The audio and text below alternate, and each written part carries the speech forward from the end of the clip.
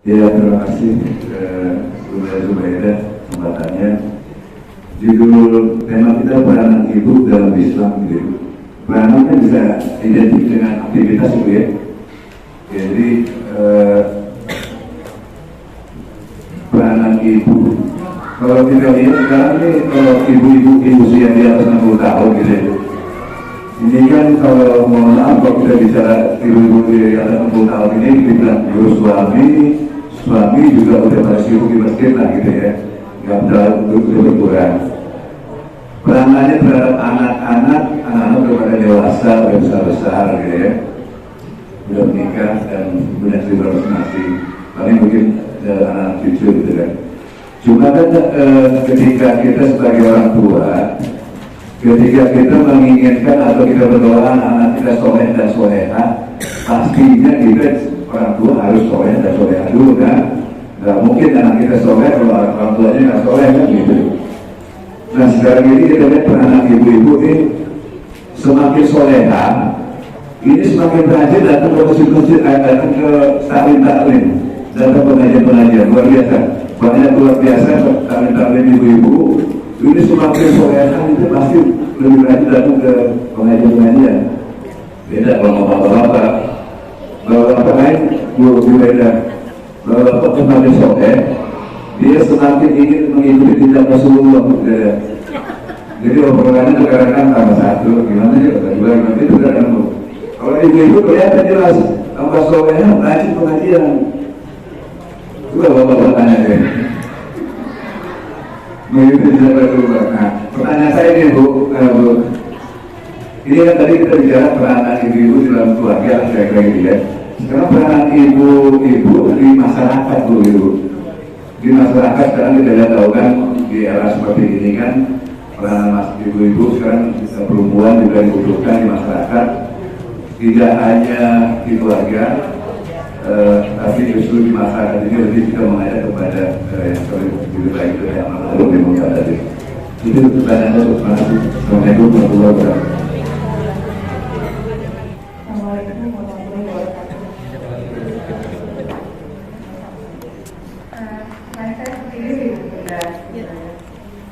Kita kan udah umurnya dari sini juga ya, udah 64 lebih gitu ya. Nah, ini kan tadi Bunda bilang bahwa kita banyak ketinggalan karena kita lebih banyak membaca Al-Quran atau mentadaburi.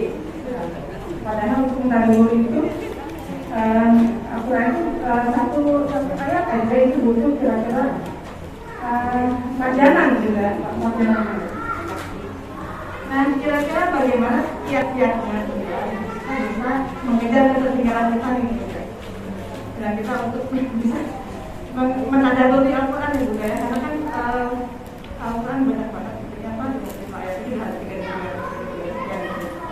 Nah, bagaimana kita mengejar ketertinggalan itu di saat usia kita yang udah kerja banget ya, udah belum juga kita besok masih hidup gitu ya, sehingga nah itu yang kedua juga ini pengalaman saya, ini banyak ada beberapa dari profesor saya tapi juga pada akhirnya itu sumber yang ditemukan demensia gitu. Nah, apakah mungkin barangkali bisa bagaimana caranya supaya tidak seperti itu Bunda? Itu aja sih pertanyaan saya. Assalamualaikum warahmatullahi wabarakatuh. Masalah mendidik lucu ya, karena kita kan bagaimana masuk yang mana cara mendidik kita dengan masuk berbeda. Nah, sekarang saya ini sulit untuk makan, dengan dia sulit makan, mamanya ngasih teh.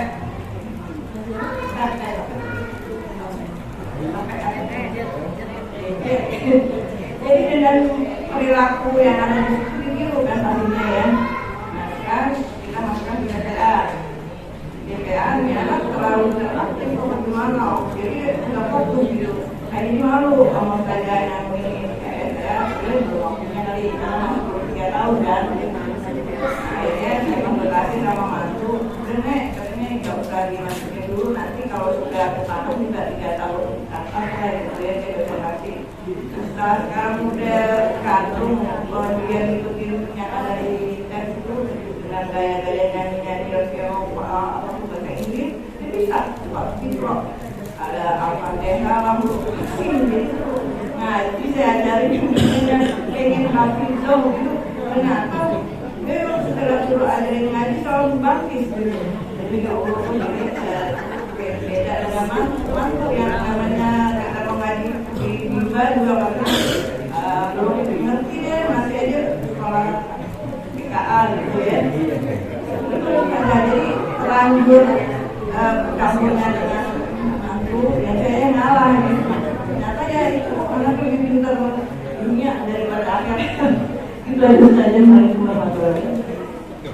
Lalu saya ingin menanyakan bahwa fungsi dan peranan ibu itu bisa menghancurkan atau sebagai tiang negara. Saya pernah dengar itu tiang negara. Kehancuran satu generasi yang masyarakat itu hancurkanlah dulu ibu-ibunya.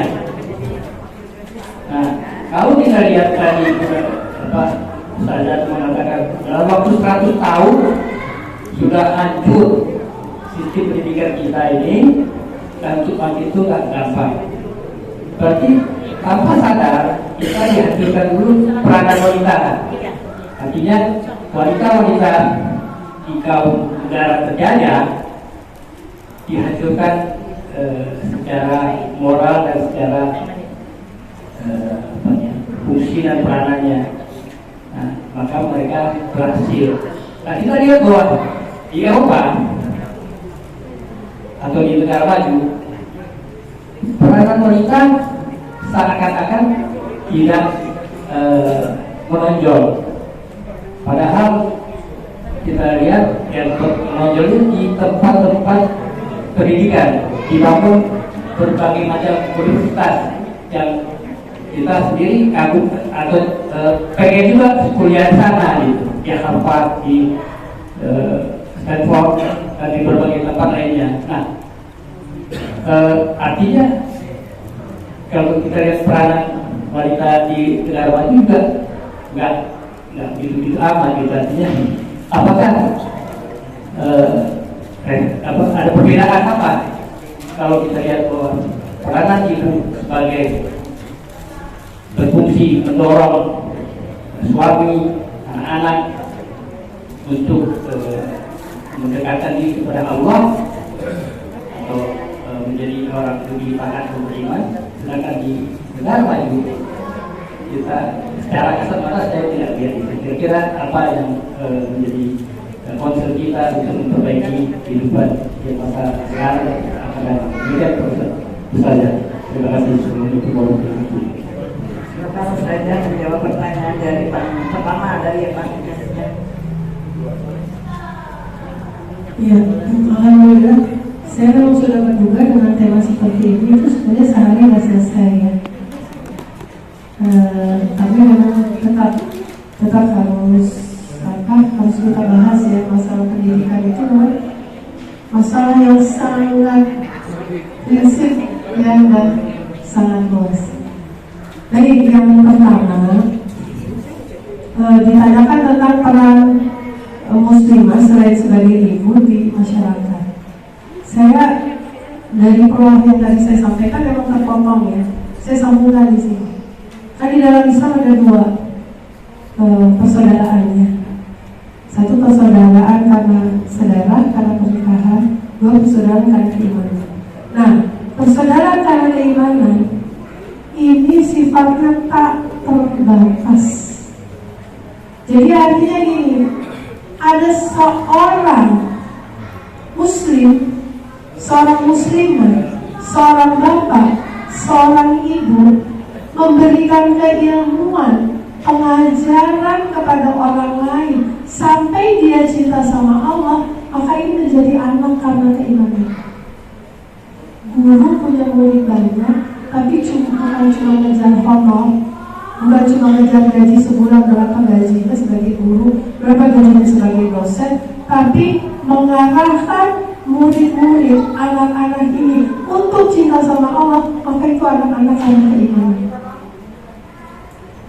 Siapapun yang berinteraksi dengan kita, mau masyarakat, mau kolega, mau siapapun, ketika dengan bahasa baik formal maupun non formal, memungkinkan formal atau tidak memungkinkan formal, kita ajak pembahasannya baik langsung spesifik tentang Al-Quran ataupun melalui pintu keterampilan, pintu apa saja, tapi kita arahkan itu mendekat kepada Allah, maka itu akan menjadi anak-anak keimanan.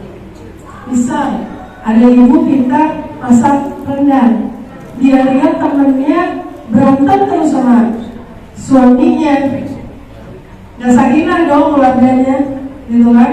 Atau suaminya, saya dari dulu nikah dijanjiin mau dibikinin rendang sama kamu, yang ada dibeliin rendang terus di warung Padang. Saya pingin masakan rendang masakan kamu. Ada suaminya kayak gitu. Berantem deh urusan rendang. Diajarin bikin rendang, mau yang semua bukan rendang. Nih rendang beneran kayak gini. Nah, senang gak suaminya dibikinin rendang sama istrinya? Abis dibikinin rendang sama istrinya, terus jadi sakinah kan? Sakinah itu si suami, sakinah mawadah warahmah. Nah gini dong, kalau jadi istri permintaan suami gak banyak, cuma kita bikinin rendang, nah kayak gini kan itu. Artinya ketika kita mengajarkan keterampilan, ayo bu belajar bikin rendang supaya suami ridho, supaya Allah cinta, supaya masuk surga, itu sudah jadi anak karena keimanan. Dia rusak ke masyarakat. Jadi kita enggak cuma mau punya anak karena keimanan kalau ustazah, enggak. Bisa punya anak keimanan karena guru ngaji, enggak. Siapapun kita, ketika kita bersemangat mengarahkan orang untuk mendekat kepada Allah, itu akan menjadi anak-anak dalam keimanan. Dan ternyata dari proses meninggal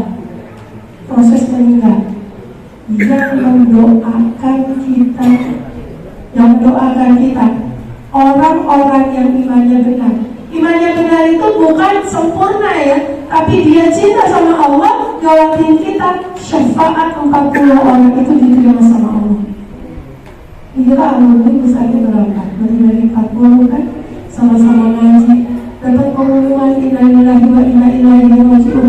Ya Allah, itu saudara saya, saudara kamu keimanan.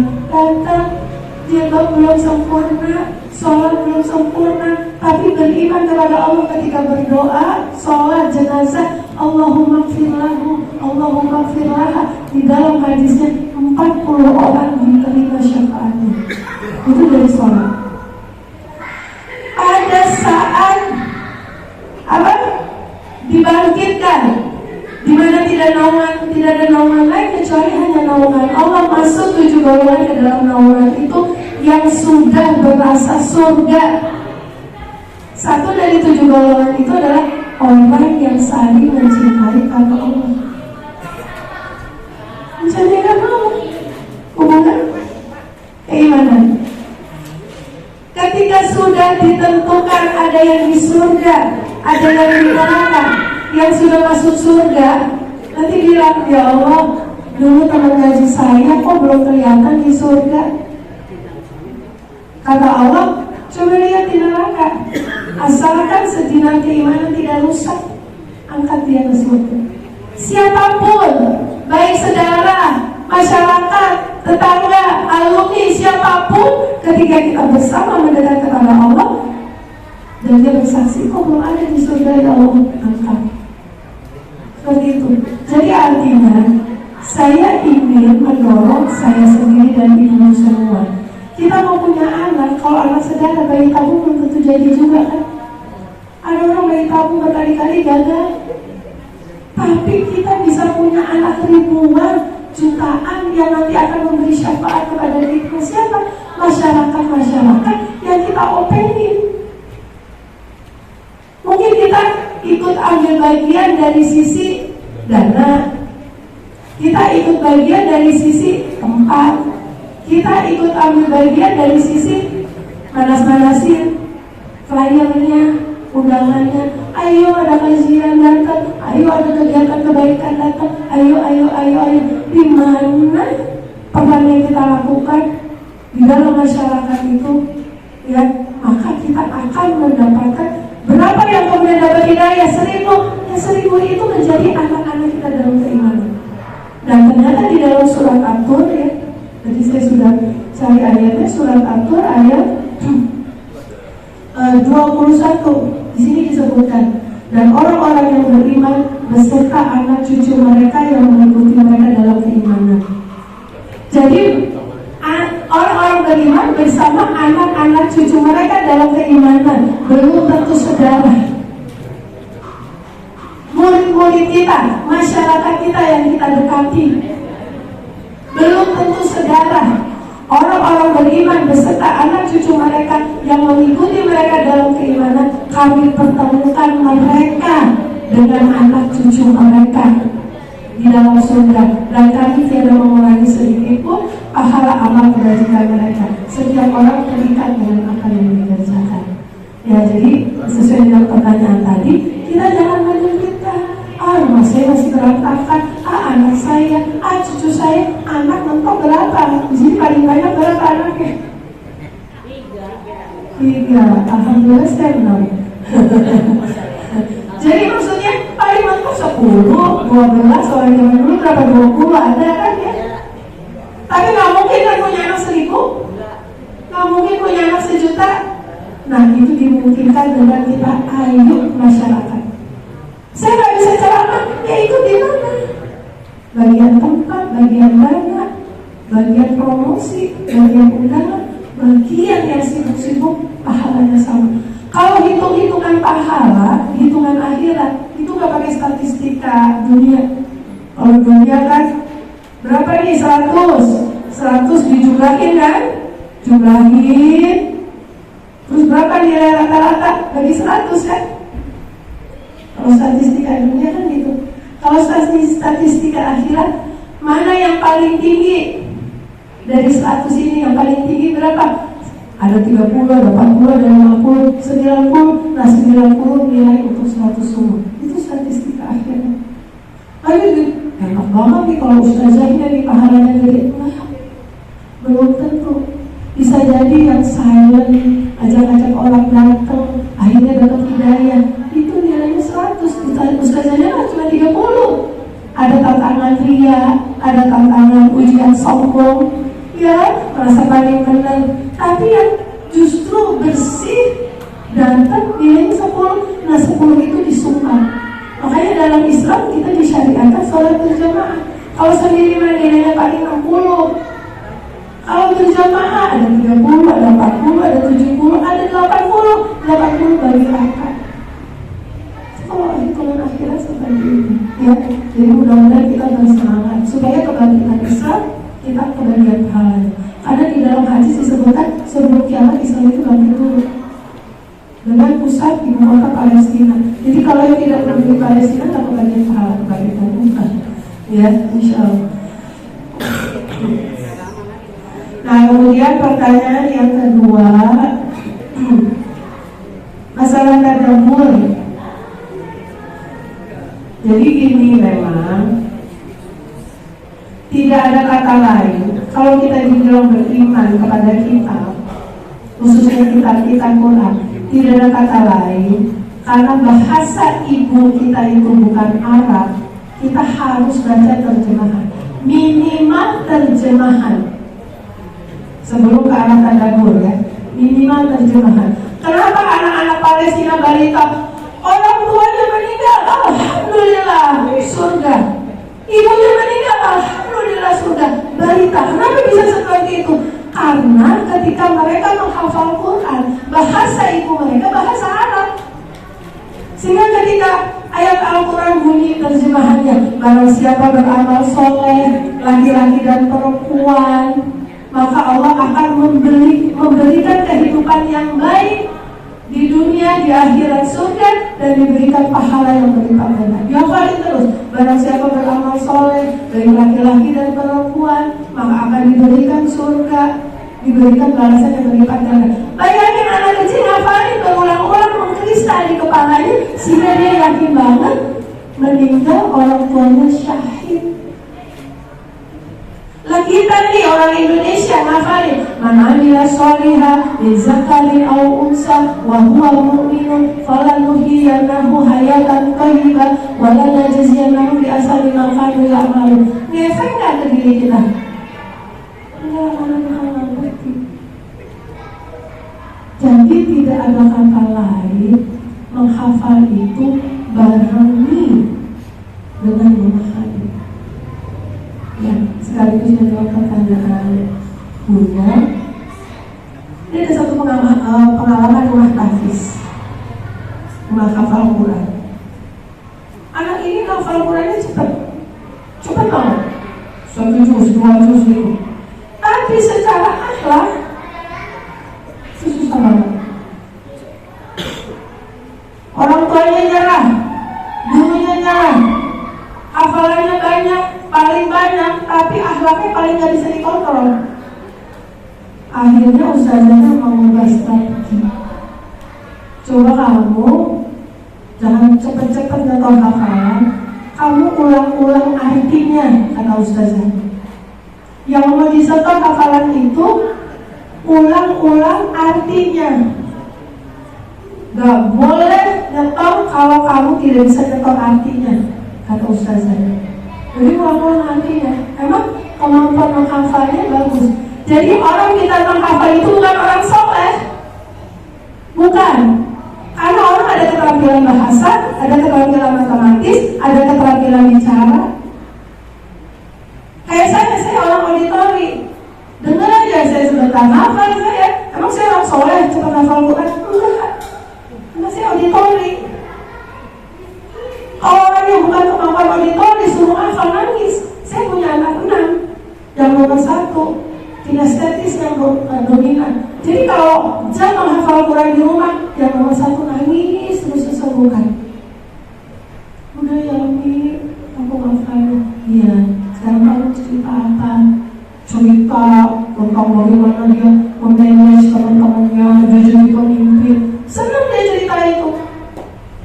Lagi kinestetis. Tapi kalau sudah senang, dia nangis. Anak saya yang nomor 3 itu saya bacain 3 kali 1 ayat. Dengerin ya, 3 kali hafal. Ini bukan karena soleh atau tidak soleh. Karena potensi orang itu memang ada potensi menghafal, ada potensi matematis, ada potensi bergerak. Khalid bin Walid ketika perang Uhud itu masih di musuh. Khalid bin Walid kan masih di musuh. Itu Rasul menjelang wafatnya. Kemudian ketika bersyahadat karena piawai menjadi panglima perang, ia jadi panglima perang lagi dong. Semua penaklukan di zamannya Umar bin Khattab itu dibawa oleh Khalid bin Walid sampai diturunkan sama Umar bin Khattab karena hampir seperti disembah-sembah. Siapa panglima perangnya?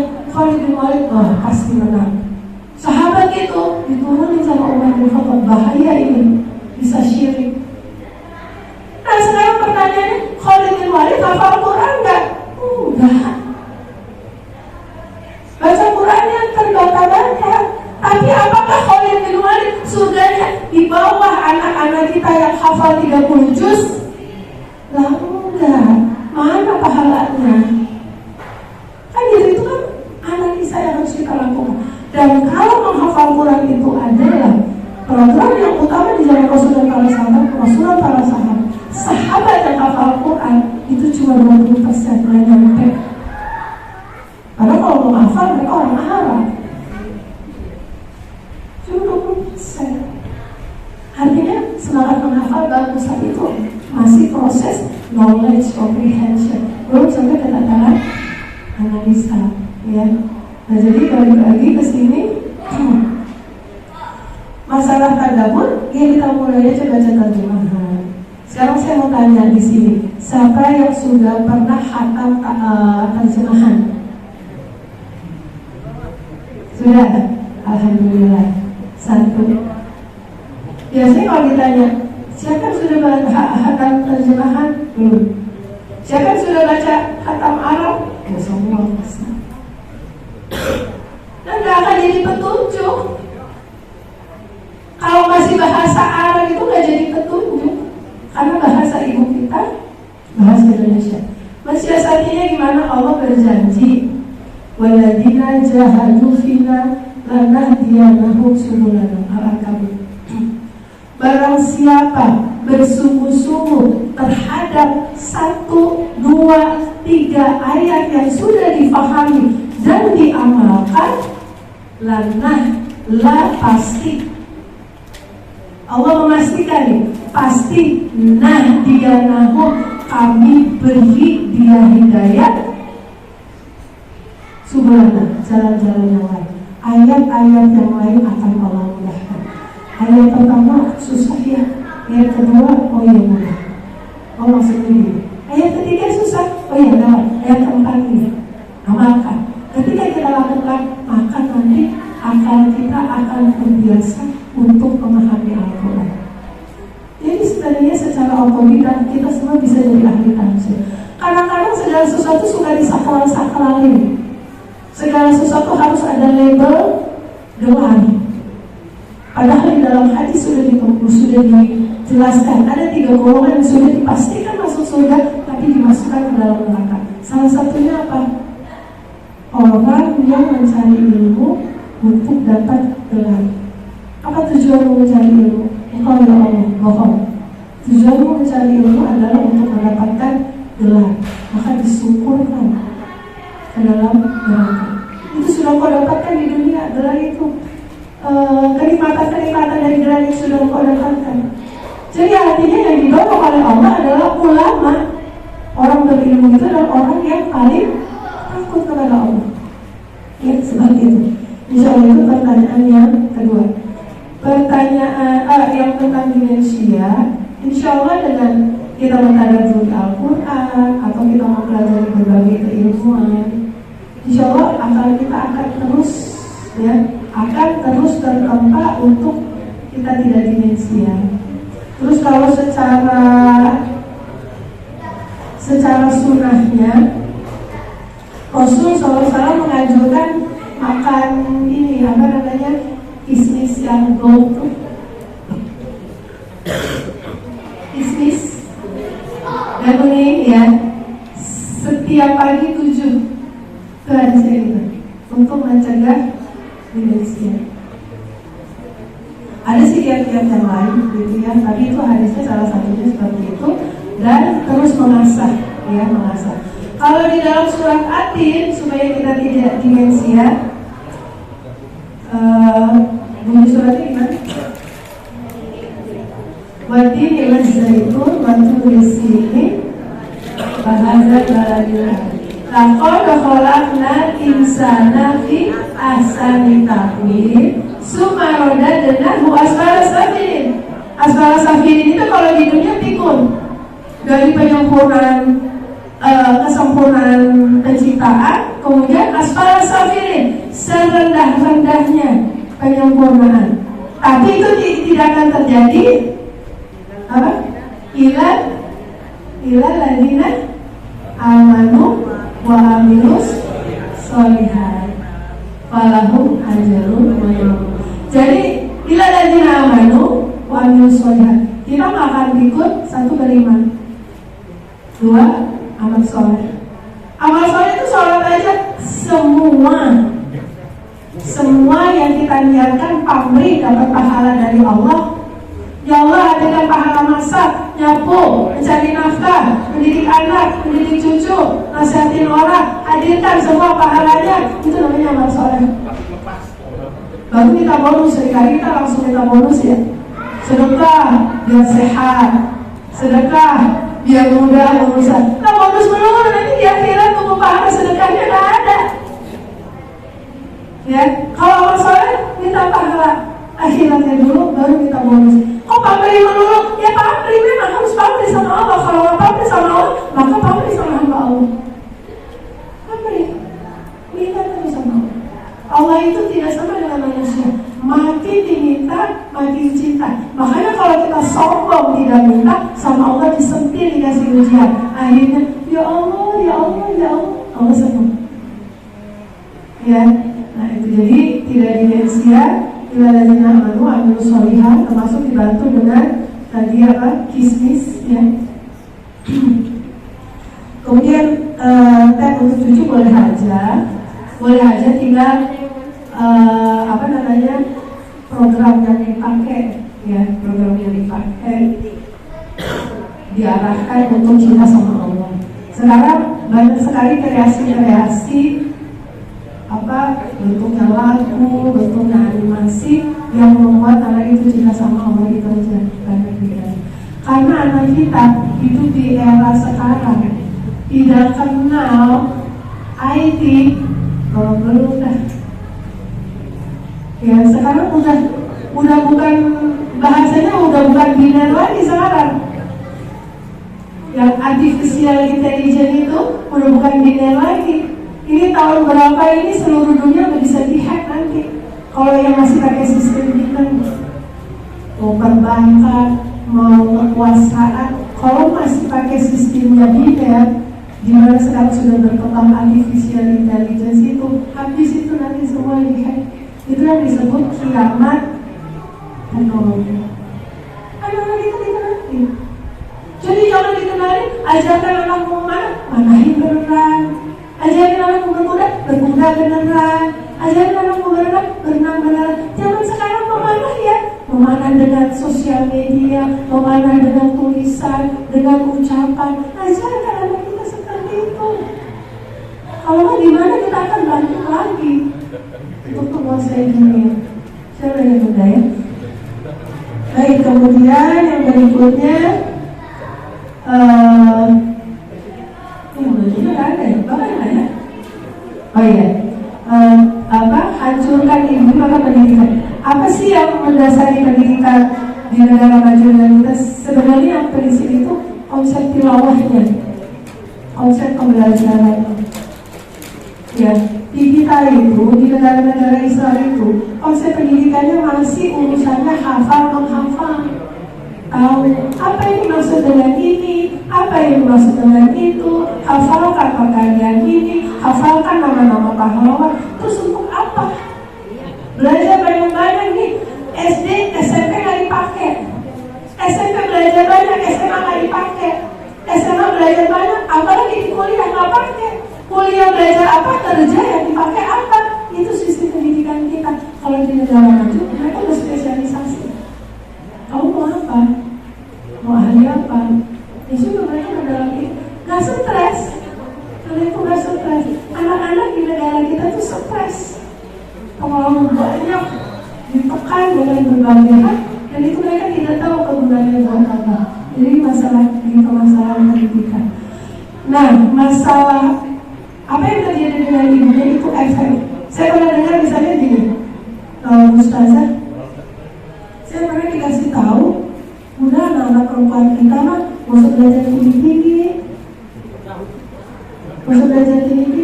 kan nanti cuma urusannya apa? Dandan, kan cuma urusan itu doang. Ngapain sekolah tinggi-tinggi? Sekarang bayangin, kalau ibunya sekolahnya biasa aja, terus dia mau ngajarin anaknya apa? Kan itu butuh logika.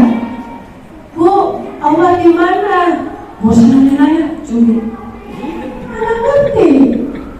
Iya kan? Sholat. Kalau nggak masuk neraka, nggak ada logika. Gimana anak bisa cinta sama Allah kalau ibu tidak bisa menjelaskan dengan bahasa yang menyenangkan, dengan kreativitas tingkat tinggi, tapi secara bahasa anak bisa diterima? Itu harus ilmu analisa.